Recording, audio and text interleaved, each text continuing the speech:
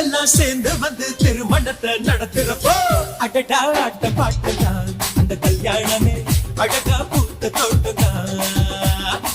அடடா ஆட்ட பாட்டுதான் அந்த கல்யாணமே அழகா பூத்த தோட்டதான்.